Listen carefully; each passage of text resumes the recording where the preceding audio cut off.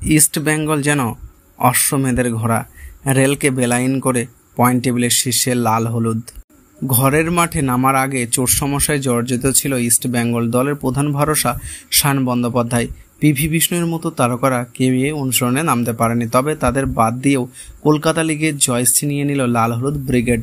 বুধবার রেলওয়ে এফসির বিরুদ্ধে 2-0 জিতে গেলেন আমন সিকেরা।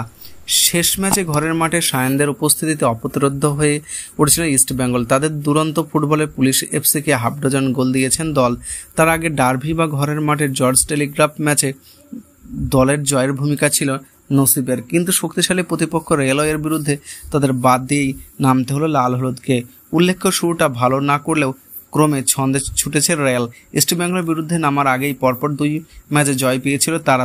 কম শক্তি নিয়েও খেলতে নেমে ম্যাচের শুরু থেকে লাল হলুদের দাপট ছিল। প্রথমার্ধে একেবারে শেষে সংযুক্ত হয়ে গোল করেন মোহাম্মদ মুশারফ। 1-0 গোলে এগিয়ে থেকে ম্যাচের প্রথমার্ধে শেষ করে ইস্ট বেঙ্গল। হাফ টাইমের পরে গোল শোধ করতে বেশ কয়েকবার আক্রমণ করে রেল, তবে 68 মিনিটে ফের গোল করে ফেলেন রেলের সমতা ফেরানোর আশায় জল ঢেলে দেন আদিল আমাল। রেলকে 2-0 বেলাইন করে ম্যাচ জিতে নেয় ইস্ট বেঙ্গল। সেই সঙ্গে পয়েন্ট টেবিলের শীর্ষে পৌঁছে গেল বিনোজয়দের ছাত্ররা। কলকাতা লিগে আপাতত 6 ম্যাচ খেলে 5টিতে জিতেছে ইস্ট বেঙ্গল। তাদের সংগ্রহ 16 পয়েন্ট।